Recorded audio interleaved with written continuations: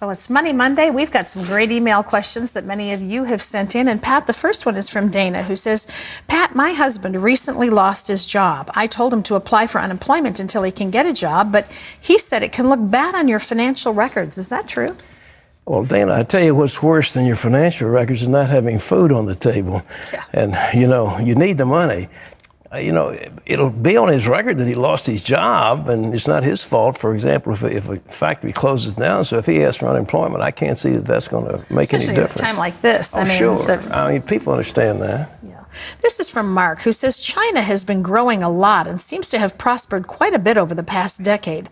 Have large countries like China been holding strong economically, unlike the trouble we've been facing here in the United States? Well, don't get snookered by too much of what you read in the press.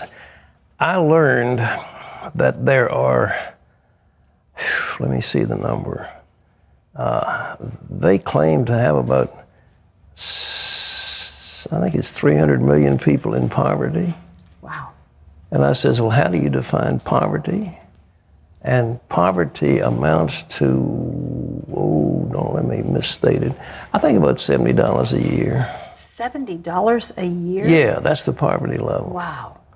So figure here in America, what would happen to us if we were using statistics like that? And so everybody above that's out of poverty. Wow. But the Chinese economy has been growing tremendously rapidly, but they have a controlled economy, a controlled government, and they've been putting a fiscal stimulus out there. But they also have a huge number of out-of-work laborers, especially from the agricultural sector. They've moved from agriculture into the cities, and there's massive unemployment. So they've got a problem like us. It's a worldwide problem, not just ours. Mm-hmm.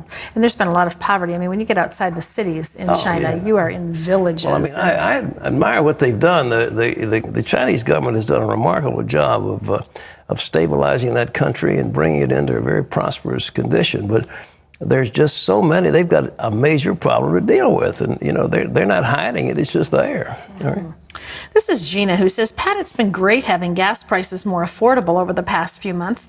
Do you think this will last for a while? It's definitely helped us to meet our other expenses. Well, Gina, I'd save up if I were you, because I think gas prices are going to go up.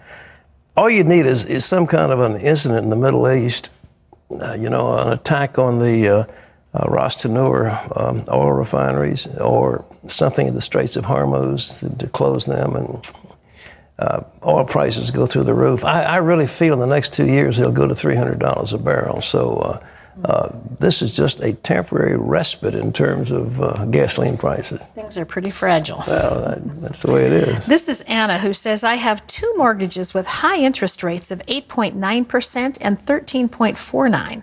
I'm current with my payments and usually pay extra to chisel away my principal. I've called my lender to try to reduce my rates, but without success. A litigation company says they can get my rates reduced. If I hire them, could this hurt my credit report? They have a fee, but it should save me a lot of money in the long run. Anna, having a litigation to sue to get your mortgage refinanced is not going to hurt your credit score. You've got to make sure this litigation company isn't a scam. There's so many scams out there that want to take your money and not do anything for you. I cannot imagine why you can't refi those mortgages. There's got to be some way, and not necessarily with the company you got, with somebody else, you can say, well, I'm going to pay them off, borrow the money someplace else, and take out a new mortgage. Especially if she's current with her payments and paying extra. To me, that's illogical. There's something wrong, and so, yes, somebody could make that happen for you. Mm-hmm. This is Catherine, who says, can medical records be held against you when it comes to getting insurance or a new job? Are we protected by governmental law when it comes to this? Well, there was a recent law having to do with DNA testing and that sort of thing, and genetic testing that gave protection. But I think medical records are supposed to be sealed.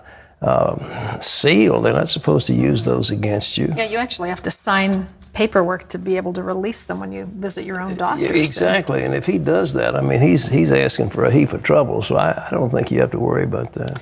This is Deborah, who says, Pat, I get work-at-home emails all the time saying I can earn hundreds of dollars per week from home in my spare time by filling out online surveys, sorting company emails, or other simple tasks. Do you think these opportunities are worth looking into?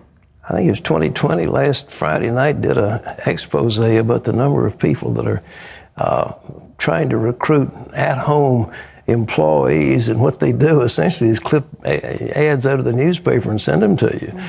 I mean, you can look them up yourself. But yes, there are at-home opportunities, there's no question about it, but I sure wouldn't hire one of those agencies or take one of those national offers. They're mostly fraud. This is Brian, who says, when I tithe, should I expect a blessing right away, or should I keep tithing even if I'm not experiencing an immediate blessing from God? Brian, you keep on, buddy. You keep on. You keep on. You keep on. You keep trusting the Lord, and you say, God, I'm doing what you said. I'm believing for your word, and I'm going to count on this. And your faith begins to grow, and the more your faith grows, the closer the answer is to coming. God will. He's got to keep his word. God cannot be a liar. So put him to the test. He says, prove me. Well, prove him. Prove him with your tithes and offerings if I want to open the windows of heaven and pour you out such a blessing you can't contain it. So don't stop. Keep going and believe God for what he's going to do. It doesn't have to be the next week or the next day. It could be several years.